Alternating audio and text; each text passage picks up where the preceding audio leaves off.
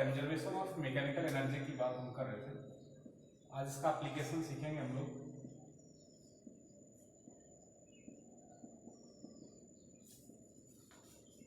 Conservation of total mechanical energy. हमने कहा था इसको वहां पर लगाएंगे जहां पर कंजर्वेटिव फोर्स ही केवल प्रेजेंट होगा, मतलब नॉन कंजर्वेटिव फोर्स क्या होगा, वो एब्सेंट होगा। फोर्स एब्सेंट होना चाहिए, इट विल बी एब्सेंट। जैसे फ्रिक्शन है या कोई और चीज है।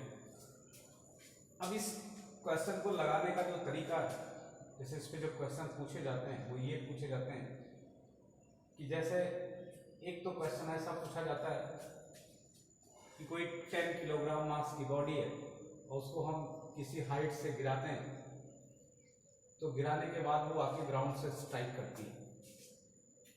तो अगर वो ग्राउंड से स्ट्राइक करती है, यहाँ से हाइट इसका कुछ आपको बता देगा, तो आपसे पूछता है कि what is the striking velocity. इस टाइप के जो क्वेश्चन पूछे जाते हैं, इनमें हम क्या करेंगे, कंजर्वेशन ऑफ मैकेनिकल एनर्जी से ही इनको लगाते हैं। जैसे करके बताते हैं, एक दो तो समझ में आएगा आपको।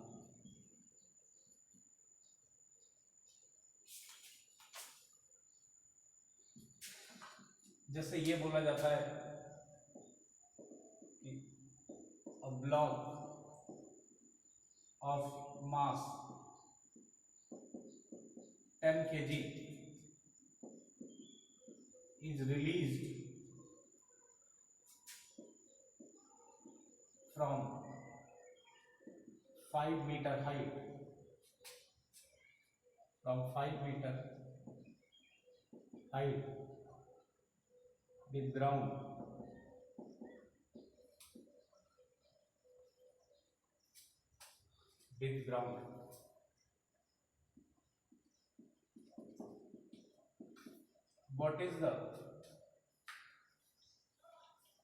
what is the kinetic energy of the block at the ground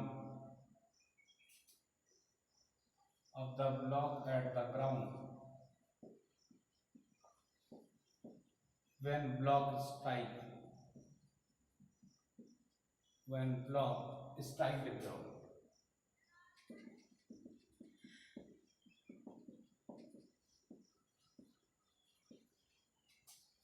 और उसी समय आपको वेलोसिटी भी बतानी है। एंड आल्सो फाइंड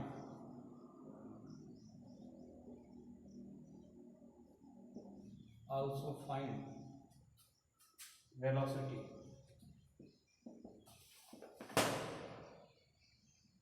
या स्ट्राइकिंग वेलोसिटी, इसको हम स्ट्राइकिंग वेलोसिटी भी लिख सकते हैं।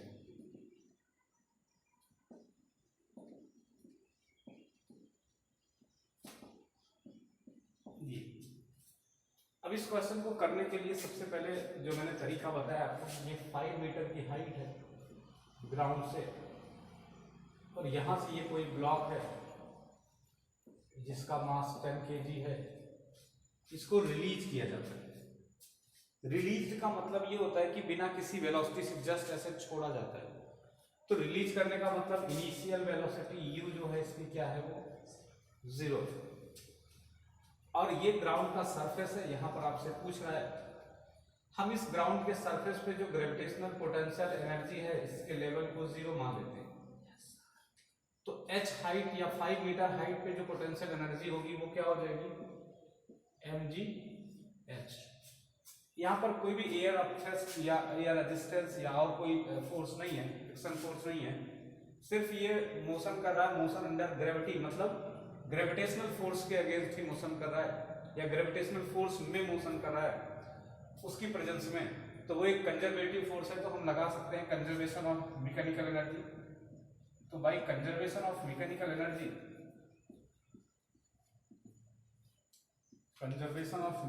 एनर्जी, लगाएंगे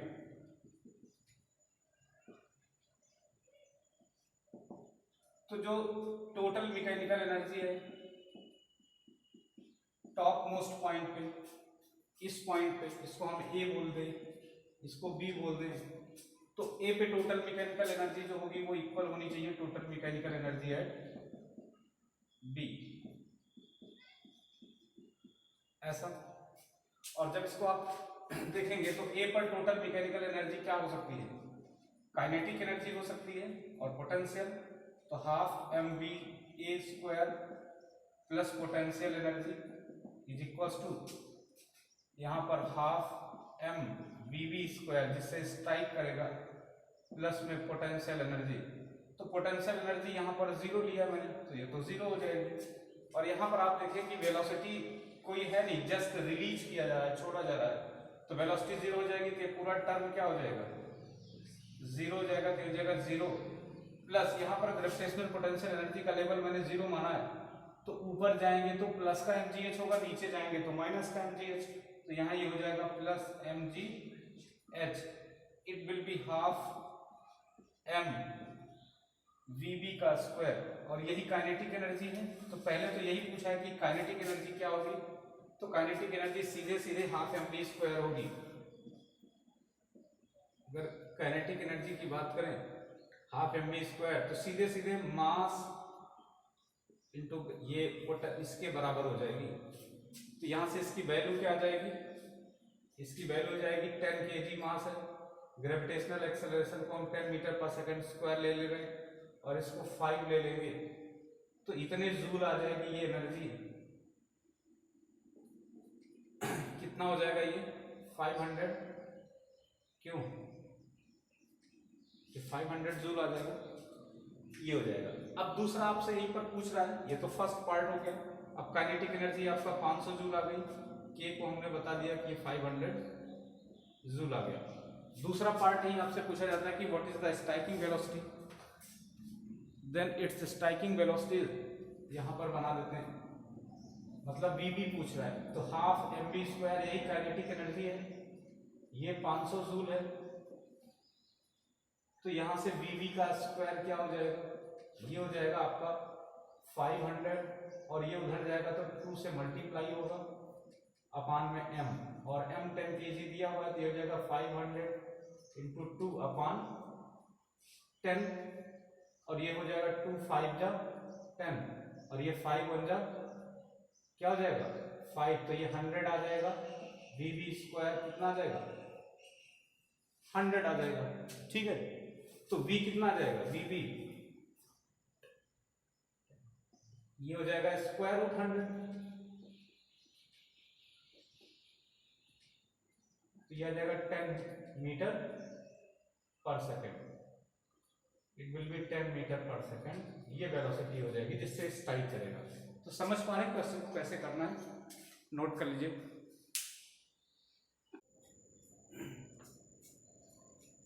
देखिए अगर हम इसमें ये कर देते हैं कि कोई बच्चा कहता है कि सर ग्रेविटेशनल पोटेंशियल एनर्जी का लेवल वहां क्यों जीरो माने, ग्राउंड पे ही क्यों जीरो है, अगर हमको मानना ही है तो हम कहीं और भी मान लेंगे, तो आप बिल्कुल कहीं भी मान सकते हैं ग्रेविटेशनल पोटेंशियल एनर्जी का लेवल आप कहीं भी जीरो मेजर करेंगे, बस ये ध्यान रखना कि जिस पॉइंट पे आप जीरो मानेंगे उसके ऊपर फिर प्लस लेना है और उसके नीचे क्या लेना है, माइनस लेना है। जैसे भी हम आपको करके दिखाते हैं, किसी ने कहा कि सर नीचे वाले पॉइंट पे नहीं, ऊपर हम ग्रेविटेशनल पोटेंशियल एनर्जी का लेवल जीरो मान लेते हैं, यहाँ पर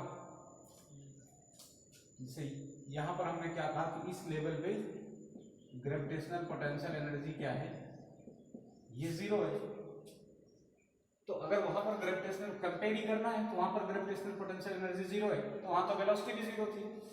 तो अब अगर कंजर्वेशन ऑफ मैकेनिकल एनर्जी लगाएं ए और बी के बीच में, तो फिर से आंसर तो वही आना चाहिए, क्योंकि ये तो चेंज नहीं होगा।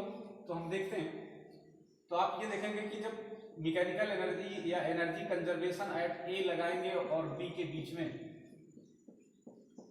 तो यहां भी काइनेटिक एनर्जी लिखेंगे half M B A square plus में पोटेंशियल एनर्जी, इसको यू से रिप्रेजेंट कर देते हैं, और ए पॉइंट पे ऐसे half M B B square ये काइनेटिक एनर्जी यहाँ प्लस में पोटेंशियल एनर्जी है बी। अब मैंने आपसे कहा कि पोटेंशियल एनर्जी ए पर हमने क्या मानी है, जीरो मानिए। अब की बात पोटेंशियल एनर्जी कहाँ एक जीरो मानिए ए वाले पॉइंट पे, तो ये तो टर्म जीरो हो जाएगा। और ब्लॉक को हम क्या कर रहे हैं, जस्ट रिलीज कर रहे हैं, तो ये भी एनर्जी काइनेटिक एनर्जी भी जीरो ही थी। अब इसके बाद यहां जब हम आएंगे तो आप ये देखेंगे कि ये तो यही था half M V V square. अब यहां पर हमने जीरो मानी है तो यहां पोटेंशियल एनर्जी क्या होगी, यहां पर जीरो मानी है तो पोटेंशियल एनर्जी यहां आएंगे, तो ये ऊपर जा रहे हैं कि नीचे आ रहे हैं, नीचे आ रहे हैं। कितना हाइट आ रहा है h, मास कितना है m, ग्रेविटेशनल एक्सेलरेशन g, तो ये क्या हो जाएगा माइनस mgh। समझ रहे हो ना।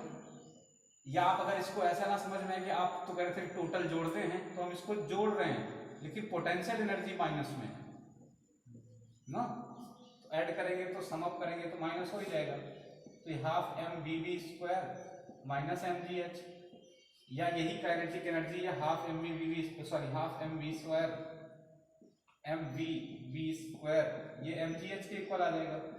यही तो आया था पिछली बार भी, और यही आया था ना। अब और भी बच्चे होते हैं कहते हैं कि यही दो जगह कहाँ हैं आप मानते हो, तो आप जहां मन करें वहां पोटेंशियल एनर्जी का लेवल जीरो मान लो। हम कह रहे हैं यहां मान लेते हैं मिड पॉइंट पे, यहां से हाइट क्या हो जाएगी और यहां से हाइट, दोनों जगह से हाइट बराबर है। तो जैसे अगर इसको हमने 5 मीटर बोला है या पूरी हाइट h बोला है, तो ये ऊपर से भी h/2 हो जाएगी, नीचे से भी क्या हो जाएगी h/2 हो जाएगी। अब अगर इसमें लगाओगे तो यहां पर हमने ग्रेविटेशनल पोटेंशियल एनर्जी का लेवल जीरो माना है ये, तो इसके ऊपर क्या हो जाएगी mgh/2, और इधर भी माइनस में mgh/2। तो अगर यही लगाओगे यहां से कंजर्वेशन ऑफ एनर्जी, इस डिब्बे में मैं लिख दे रहा हूं, तो आप क्या पाओगे कि यहां पर पोटेंशियल एनर्जी क्या हो जाएगी प्लस का mgh/2। क्यों, अरे ऊपर जाएंगे ना यहां से, और हाफ एम वी स्क्वायर की जगह जीरो रखेंगे चूंकि रिलीज किया जा रहा है, और यहां पर क्या रखेंगे माइनस का mgh, अरे यहां से नीचे आएंगे ना, और हाइट कितनी है h/2, तो बाई 2 रख दिया, प्लस में यहां काइनेटिक एनर्जी क्या है half M V V square, ये तो चेंज होने से रही। क्लियर है ना। अब ये प्लस में थी और ये क्या है, ये माइनस में है नीचे आने पे, तो इसको जब इधर ले जाएंगे तो ये भी प्लस में हो जाएगा। तो यहां से क्या पाओगे आप, half M V V square जो होगा ये हो जाएगा mgh/2 प्लस mgh/2, दोनों को जोड़ लेंगे कितना आ जाएगा, अरे mgh आ जाएगा कि नहीं भाई, ये 2 mgh हो जाएगा और अपान में 2 से 2 कैंसिल हो जाएगा, तो क्या आ जाएगा mgh, यही तो आया था। तो किसी भी तरीके से करेंगे तो क्या होगा, बस ये मानना है आपको जहां भी पोटेंशियल एनर्जी का लेवल जीरो मानो, उससे ऊपर अगर जाओगे तो पॉजिटिव, नीचे जाओगे तो नेगेटिव, ये आपको ध्यान रखना है। और अमूमन आप वही पॉइंट पे जीरो मान ले तो लेने एक जगह जीरो हो जाएगी ना, तो लगाने में आसानी होगी। बीच में मानोगे तो क्या होगा, दोनों जगह वैल्यू रखनी पड़ेगी। तो इससे बेहतर ये कि आप यहां पर जीरो मानिए, यहां पर जीरो मानिए, तो एक में जीरो रख देंगे तो कैलकुलेशन थोड़ा आसान हो जाएगी, इस वजह से ऐसा करते हैं। ठीक है, नोट करेंगे इसको, हो गया, चलिए आगे बढ़ते हैं। अब इसी में दूसरा क्वेश्चन करते हैं। जैसे जब इंक्लाइन प्लेन पे कोई चीज रहा करती थी, याद होगा आपको, तो उस पे हम वेलोसिटी या कोई चीज निकालना होता था कि किस वेलोसिटी से ये टकराएगा, स्ट्राइक करेगा, तो उसके लिए हम क्या करते थे, इंक्लाइन प्लेन पे लॉज ऑफ मोशन में फोर्स वगैरह और एक्सेलरेशन वगैरह निकालते थे, कांस्टेंट देखते थे। यहां पर अगर ये इंक्लाइन प्लेन है ऐसा, और ये एंगल थीटा है, और ये ब्लॉक क्या नहीं कर रहा है, इसके बीच में सरफेस में फ्रिक्शन नहीं है, ये ऐसे, तो आप क्या करोगे, और इसका मास सपोज दैट m है, तो आपसे पूछा जाता है कि ये ब्लॉक यहां से अगर जस्ट रिलीज किया जाता है, छोड़ा जाता है, तो ये ऐसे स्लाइड करता हुआ यहां के आएगा, रुकेगा यहां पर आके, ठीक है। तो ये पॉइंट को A कहते हैं, इसको B कहते हैं, और यहां पर ये जस्ट छोड़ा जाता है, तो आपसे ये पूछा जाता है कि यहां पर वेलोसिटी क्या होगी इसकी एट पॉइंट B पर, ठीक है ना। और अगर इसका मास आपको कोई वैल्यू दे दी जाएगी इतना है, तो आप ये देखेंगे कि यहां से इसकी वर्टिकल हाइट आपको पता करनी है पहले, क्योंकि पोटेंशियल एनर्जी किस पे डिपेंड करती है, हाइट पे, वो इस डिस्टेंस पे नहीं डिपेंड कर रही है कि कहाँ है, ठीक है। तो ये वर्टिकल हाइट इसकी ये हो जाएगी। अगर ऐसा नहीं दिया हुआ है तो एंगल दिया होगा, ये लेंथ दी होगी, इससे इसको हम निकाल सकते हैं। ये लेंथ अगर दी हुई, मान लो आपको ये एल दी हुई है सपोज दैट यहाँ से, और ये एंगल थीटा है, तो ये वाला लेंथ क्या हो जाएगा, it will B L sine theta, नहीं ये एल साइन थीटा होगा, क्योंकि इसको इस पे रिजॉल्व करोगे तो कॉस आएगा, और इसको वर्टिकली रिजॉल्व करोगे तो साइन आएगा, तो ये वाला साइन हो गया। या वैसे इसको ट्रिग्नोमेट्री से कर सकते हो, साइन थीटा क्या हो जाएगा, अगर इस लेंथ को हम y मान लें तो यहां से साइन थीटा क्या होता है, ये होता है परपेंडिकुलर अपॉन हाइपोटेन्यूज, तो परपेंडिकुलर y होगा अपॉन हाइपोटेन्यूज l होगा, तो y क्या आ जाएगा l टाइम्स साइन थीटा क्या आ जाएगा। किसी भी तरीके से आप इसको सॉल्व करोगे, तो अगर ऐसे कोई ब्लॉक रखा हुआ है, block is put at the inclined plane as shown in the figure, then आपसे पूछा जाता है what will be the velocity, what will be the velocity at point P,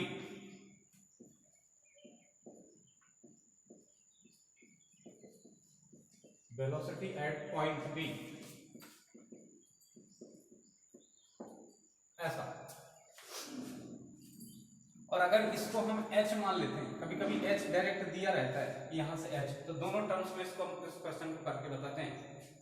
तो कोई भी फ्रिक्शनल फोर्स नहीं है इनके बीच में, मतलब ये सरफेस कैसी है, अगर आपको फ्रिक्शन बताने के दो तरीके बताएगा, एक तो कहेगा कि सरफेस इज वेरी स्मूथ, तब भी आप जानेंगे कि फ्रिक्शन जीरो है। दूसरा कहेगा कि फ्रिक्शनल फोर्स क्या है, एब्सेंट है सरफेस और ब्लॉक के सरफेस के बीच, कंटेंट के बीच में, ठीक है।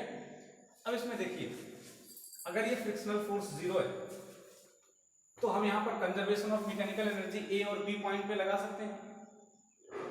तो अगर हम कंजर्वेशन ऑफ एनर्जी लगाते हैं by applying the conservation of energy,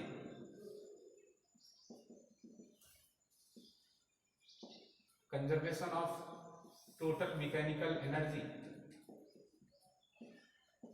तो यहां पर हम ग्रेविटेशनल पोटेंशियल एनर्जी का लेवल क्या मान लेंगे, जीरो मान लेते हैं, या नीचे जीरो मान सकते हैं, अभी यहां पर मान रहे हैं, ठीक है। तो ये ब्लॉक जस्ट रिलीज किया जाएगा, तो रिलीज की कोई वेलोसिटी नहीं होगी, तो काइनेटिक एनर्जी तो क्या हो जाएगी, जीरो हो जाएगी।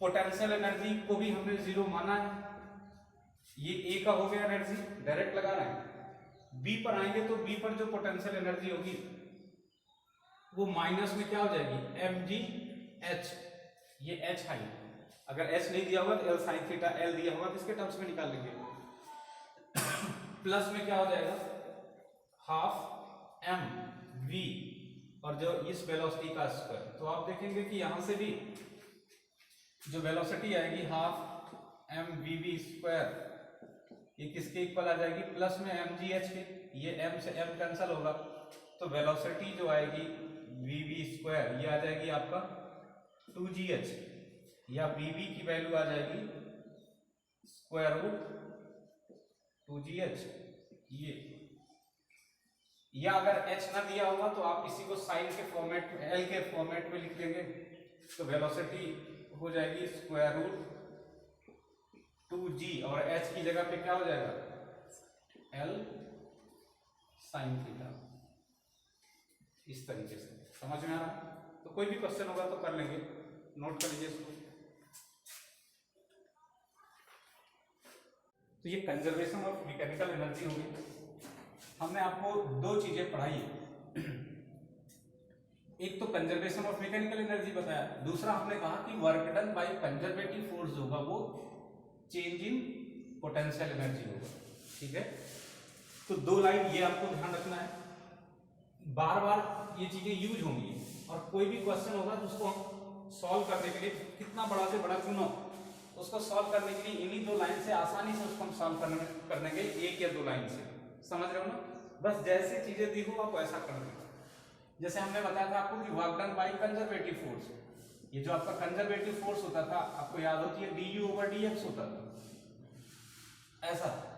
या हम ये बोलते थे कि ये जो एनर्जी है ये हो जाएगी F dot D x minus times ऐसा।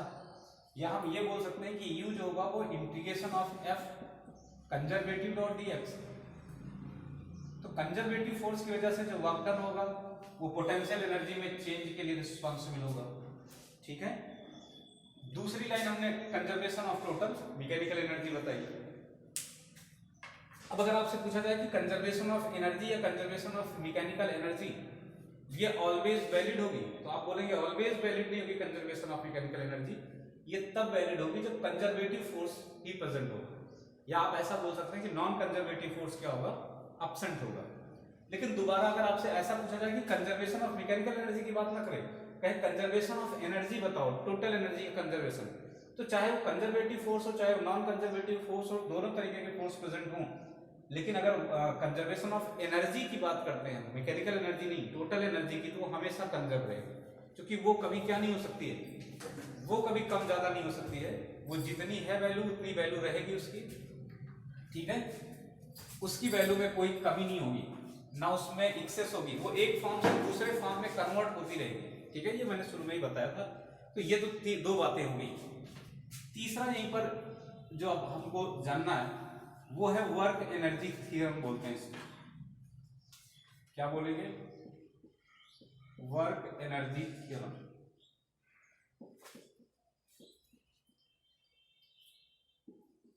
Work energy theorem. Work energy theorem का अगर एक डायरेक्ट एक लाइन में हमको बताना हो तो वो मैं पहले बता देता हूं, फिर आपको बताता हूं कैसे आता है ये। वर्क एनर्जी थ्योरम का मतलब होता है कि work done by any force, किसी भी फोर्स की वजह से वर्क डन हो, चाहे वो कंजर्वेटिव हो चाहे नॉन कंजर्वेटिव हो, सब फोर्स की वजह से जो वर्क डन होता है वो वर्क डन सिर्फ और केवल सिर्फ काइनेटिक एनर्जी को चेंज करता है। अब काइनेटिक एनर्जी चेंज होगी तो किसमें जा रही है, पोटेंशियल में कैसे जा रही है, केवल वो वाला है तो केवल पोटेंशियल में जाएगी, और है किसी और फॉर्म में चली जाएगी, लेकिन पोटेंशियल काइनेटिक एनर्जी में हर वर्क डन चेंज करता है। ठीक है, तो आपको ये समझना है कि work done by any force. अब सबसे सही तरीका ये है कि अगर कंजर्वेटिव नॉन कंजर्वेटिव किसी भी नेचर का फोर्स हो और आपका वेलोसिटी का कोई भी रिलेशन या काइनेटिक एनर्जी का कोई भी रिलेशन पूछे, आप इसी फॉर्मूले को सीधे लगाइए। Work done by any force is equal to change in kinetic energy, change in kinetic energy. जब आपको इस टाइप के क्वेश्चन में कुछ ना समझ में आए और फोर्स हर नेचर का दिया और वेलोसिटी या ऐसी चीज कोई पूछे, तो आप इस कॉन्सेप्ट को लगाएंगे, आपसे तुरंत आपका क्वेश्चन। ठीक है, मतलब work done by any force. Any force का मतलब चाहे वो कंजर्वेटिव हो, कंजर्वेटिव और नॉन कंजर्वेटिव, किसी भी नेचर का फोर्स क्यों ना हो, इसकी वजह से जो वर्क डन होगा वो डेल्टा के ई की होगा, चेंज इन काइनेटिक एनर्जी के। ठीक है, आप ये लिख सकते हैं कि F dot D x any forces या सम ऑफ एनी फोर्सेस, जितने भी फोर्सेस होंगे सबकी वजह से जो वर्क डन होगा it will be delta K E, change in kinetic energy. Clear? आ रही है बात समझ में? चलिए इसको नोट करिए, फिर आगे बढ़ते हैं।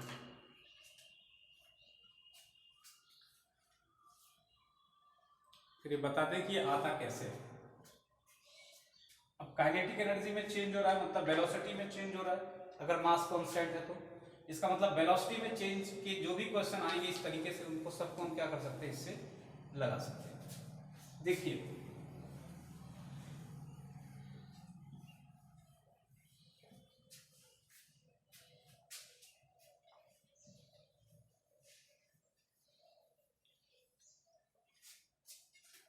अब जैसे दोनों फोर्स की वजह से, कई सारे फोर्स हैं, सबकी वजह से वर्क डन हो रहा है, तो सबके वर्क डन का सम करके चेंज इन काइनेटिक एनर्जी कर देंगे। ये भी वर्क एनर्जी थ्योरम है। जब तक वो पोटेंशियल या किसी और एनर्जी का रिलेशन ना पूछे तब तक इसको हम आसानी से क्या कर सकते हैं, हर जगह लगा सकते हैं।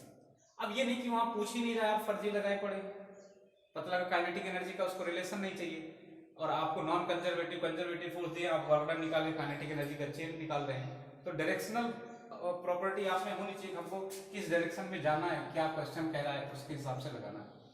हमने कहा पहले आपको डेल्टा के ही बताते हैं, चेंज इन काइनेटिक एनर्जी।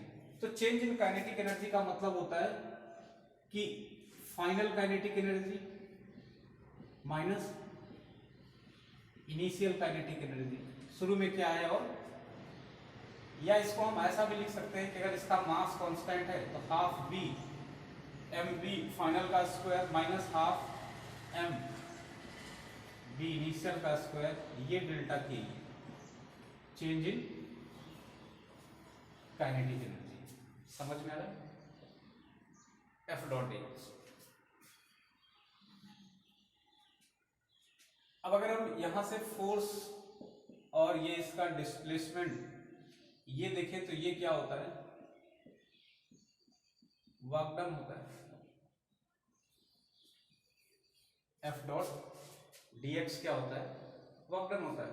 और आप जानते हैं कि ये जो मास है, उस जो फोर्स है, नेट फोर्स, एनी फोर्स, वो सब किसके लिए रिस्पॉन्सिबल होता है, एक्सेलरेशन के लिए। आप जानते हैं कि कहीं पर भी लगने वाला टोटल फोर्स या नेट फोर्स या एनी फोर्स जो होगा वो मास इनटू एक्सेलरेशन के लिए रिस्पॉन्सिबल होगा, बशर्ते क्या होना चाहिए, वहां पर मास कांस्टेंट होना चाहिए, एम कांस्टेंट होना चाहिए।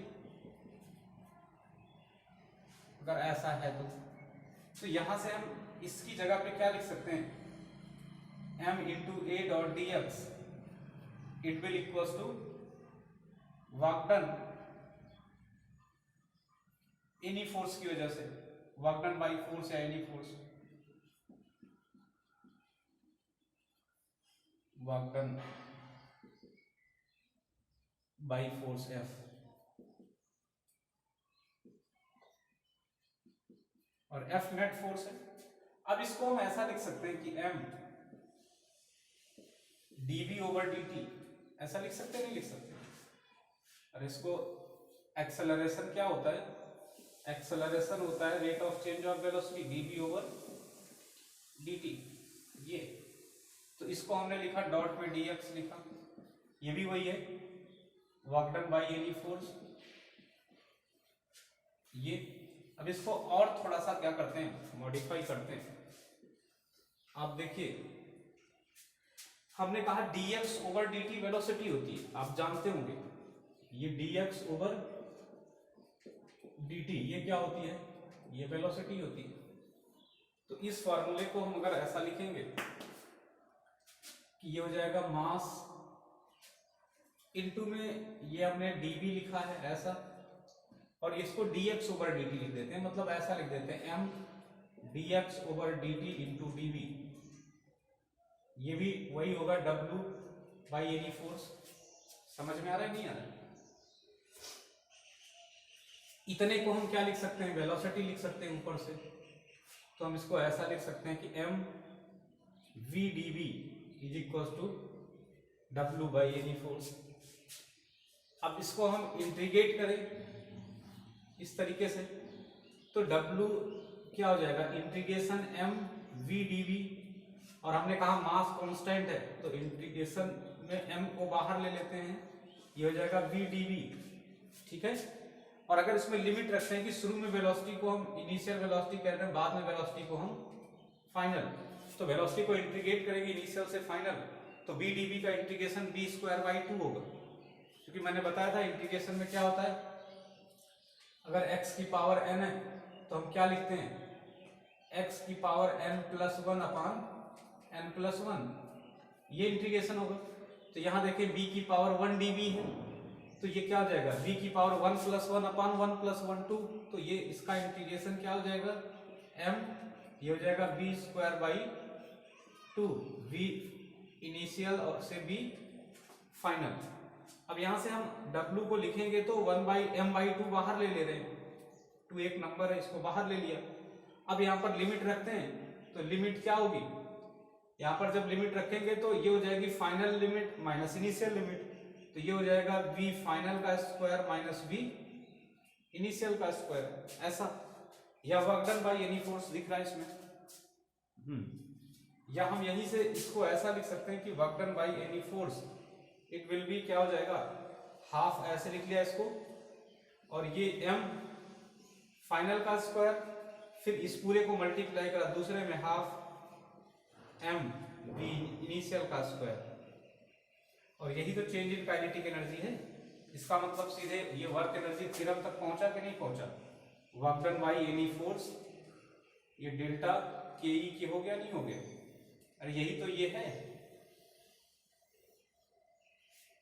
ये जो लिखा हुआ है और ये जो लिखा हुआ चेंज इन काइनेटिक एनर्जी। तो समझ में आ रहा है ये कैसे आता है, work energy theorem clear cut समझ में आई। तो अगर कहीं पर भी एनर्जी का रिलेशन हो, वर्क एनर्जी थ्योरम आप लगाएंगे। तो टोटल 4 लाइन हमने इसमें पढ़ाया है।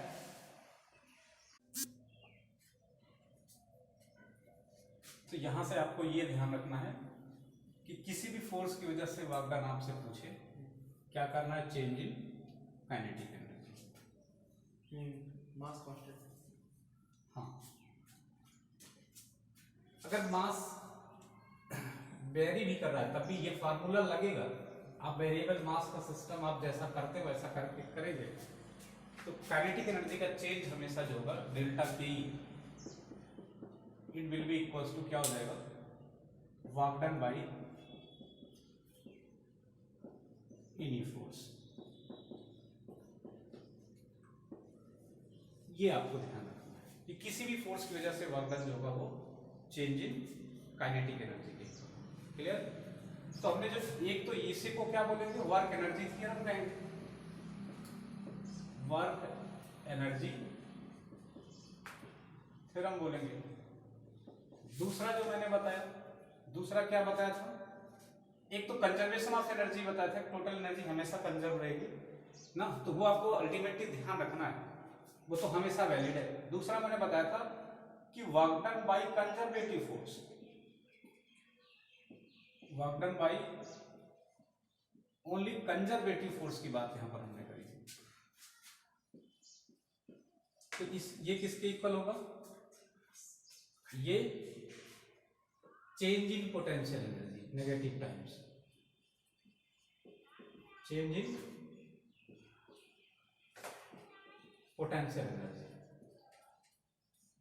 एक तो ये बताया था, और तीसरा बताया था मैंने, इन तीन को बार बार अप्लाई करना पड़ेगा। तीसरा बताया था conservation of total mechanical energy. इतने दिन में भी केवल 3 लाइन पढ़ाया मैंने, लेकिन ये बहुत बेहद इंपॉर्टेंट है। कंजर्वेशन ऑफ, कहने को 3 लाइन है, टोटल मैकेनिकल एनर्जी, लेकिन ये हर चैप्टर में लगेगी एनर्जी,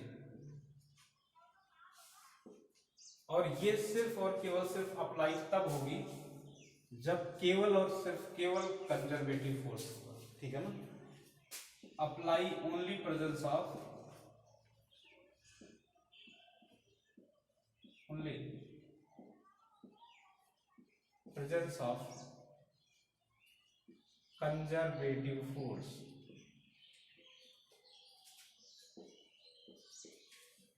ठीक है, इसकी प्रेजेंस में केवल लगेगा ये। तो ये 3 लाइन आपको याद रखनी है।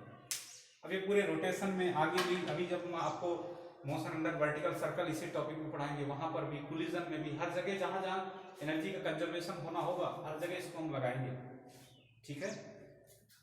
तो ये बात आपको मालूम होनी चाहिए।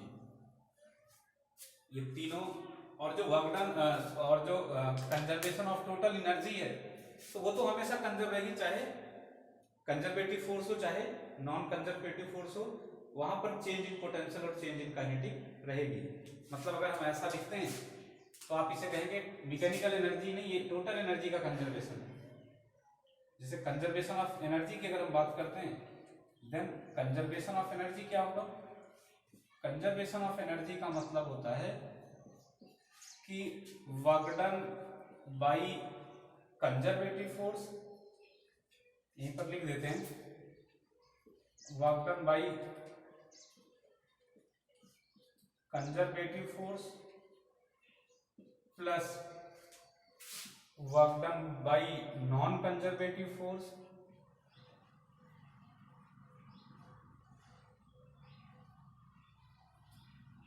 इन सब की वजह से जो चेंज आएगा वो क्या होगा, टोटल एनर्जी में चेंज जो आएगा वो वहां पर जो टोटल एनर्जी होगी वो कांस्टेंट रहेगी।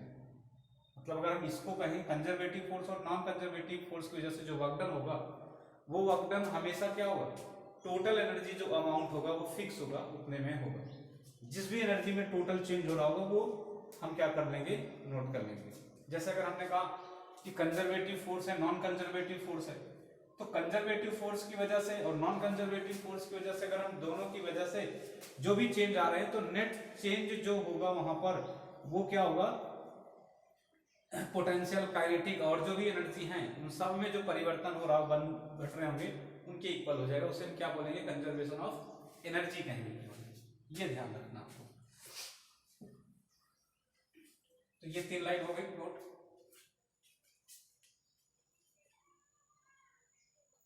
अब इनमें कुछ क्वेश्चन करेंगे फिर आगे बढ़ते हैं। मोशन अंडर वर्टिकल सर्कल पढ़ेंगे और कोलिजन इस टॉपिक में 2 और इस चैप्टर में 2 टॉपिक बचेंगे।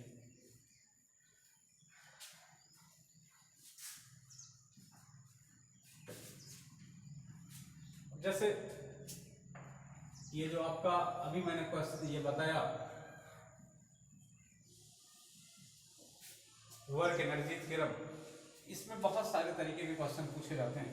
जैसे एक क्वेश्चन ये पूछा जाता है कि ये कोई ब्लॉक, ये इस तरीके से फ्लास्क है और इसमें ये सैंड बालू भरी हुई है, ठीक है, क्या भरी हुई है, ऐसे बालू भरी हुई है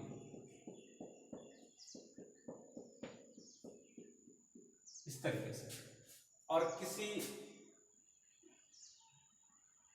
कोई बुलेट फायर करते हैं तो ये गन से, तो ये v वेलोसिटी से आती है और यहाँ ये v वेलोसिटी से इंटर करती है, तब तक इस पर कोई फोर्स नहीं लग रहा होता है, और जैसे इसमें v वेलोसिटी से इंटर करती है तो इसमें अपथ्रस्ट फोर्स लगेगा, रजिस्ट करेगी ये बालू के। तो एक लेवल पे जाने के बाद, एक कुछ दूर जाने के बाद यहाँ से क्या कर जाती है, इसकी वेलोसिटी 0 हो जाती है, ठीक है ना। तो इसकी वेलोसिटी 0 हो जाती है अगर इसका मास m है। तो आपसे पूछा जाता है कि कितना डिस्टेंस चलने के बाद ये क्या हो जाएगा, इसकी वेलोसिटी 0 हो जाएगी। ये नहीं समझ में आता कि हम रेजिस्टेंस यहाँ से निकालेंगे कैसे। तो यहाँ से रेजिस्टेंस, ये आपसे ये पूछता है कि कितना रेजिस्टेंस फोर्स लगेगा, ये सारी चीजें यहाँ से पूछी जाती हैं। तो इस टाइप के क्वेश्चन को लगाने के लिए सीधे सीधे आपको क्या निकालना है कि यहाँ जो भी वर्क डन हो रहा होगा कंजर्वेटिव फोर्स की वजह से वो किसके इक्वल होगा, चेंज इन काइनेटिक एनर्जी। तो अगर आप ये लगाएंगे आप देखेंगे सीधे सीधे यहाँ से आपको एक्सेलरेशन मिल जाएगा, या सीधे सीधे ये एक्स डिस्टेंस का फॉर्मेट मिल जाएगा। हमने कहा work done by any force क्या हो जाएगा, delta K change in kinetic energy. और मान लेते हैं कि यहाँ फोर्स है एफ इसको रजिस्ट कर रहा है और डॉट में हमने क्या कर दिया, एक्स कर दिया ऐसे, तो किसके इक्वल होना चाहिए, ये सीधे सीधे, क्योंकि एक्स डिस्टेंस चलने में वर्क डन क्या होगा, एफ फोर्स की वजह से अगर कांस्टेंट फोर्स लग रहा है तो आपसे बताएगा कि जो कांस्टेंट अपथ्रस्ट लग रहा है या रेजिस्टेंस ऑफ द सैंड लग रहा है वो कितना होगा, आप कहोगे चेंज इन काइनेटिक एनर्जी। और what is the change in kinetic energy, change in kinetic energy जो होगी वो हो जाएगी हाफ एम वी फाइनल का square minus half M V initial का स्क्वायर, यही तो होगा। और आपकी इनिशियल वेलोसिटी v है और फाइनल वेलोसिटी जाके यहाँ 0 हो जा रही है, इसका मतलब फाइनल काइनेटिक एनर्जी क्या है, 0 हो जाएगी, माइनस इनिशियल काइनेटिक एनर्जी क्या है, हाफ एम वी स्क्वायर ये। तो ये क्या हो जाएगा एफ डॉट एक्स के। तो ये एनर्जी जो नेगेटिव आ रही है ये, या एफ एक्स का जो ये डॉट प्रोडक्ट नेगेटिव आ रहा है, ये भी एक चीज बता रहा है, वो ये बता रहा है कि जो फोर्स है और जो डिस्प्लेसमेंट है दोनों की डायरेक्शन अपोजिट है। मतलब अगर ये इधर की तरफ ब्लॉक जा रहा है, वेलोसिटी से धीरे धीरे वेलोसिटी कम हो रही है, इस पे लगने वाला जो फोर्स है वो इधर है और आप जा इधर रहे हो, मतलब डिस्प्लेसमेंट इधर कवर कर रहे हो, वेलोसिटी इधर कवर कर रहे हो, होता भी ऐसे। तो इन दोनों का डॉट प्रोडक्ट क्या होगा, नेगेटिव होगा, मतलब एफ एक्स कॉस क्या हो जाएगा 180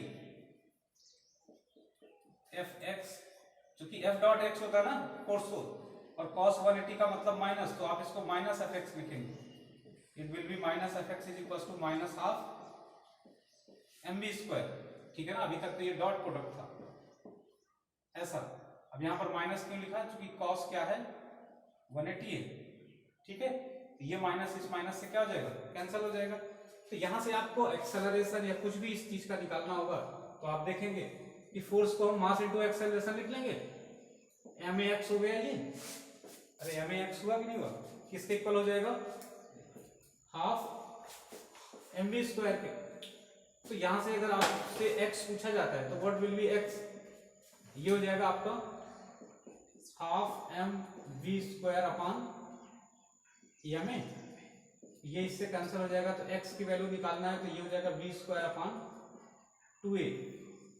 और अगर आपको x दे देता है, कहता है ये जाके 10 मीटर पर इसकी वेलोसिटी 0 हो जाती है, व्हाट इज द रिटार्डेशन या what is the retardation force, तो वही एम ए हो जाएगा, यही एफ हो जाएगा। समझ रहे हो ना। इस टाइप के बहुत सारे क्वेश्चन आपसे पूछे जाते हैं। अब ऐसे क्वेश्चन में वैसे आप नहीं बता सकते इनको कैसे लगाए कैसे ना लगाए।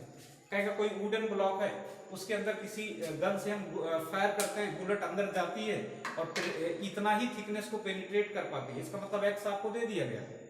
पेनिट्रेट कर पाने का मतलब क्या हो गया, फाइनल वेलोसिटी 0। अब उसके बाद फर्दर वेलोसिटी नहीं क्यों आगे जा सके। तो इनिशियल तो चेंज इन काइनेटिक एनर्जी मतलब वही हाफ एम बी स्क्वायर को सीधे सीधे वर्क डन बाई क्या करेंगे, एनी फोर्स लिख देंगे। अब उससे आपसे पूछता है कि उस वुडन ब्लॉक जो है वो उस पे कितना रेजिस्टेंस फोर्स लगा रही है, इस पे बुलेट पे।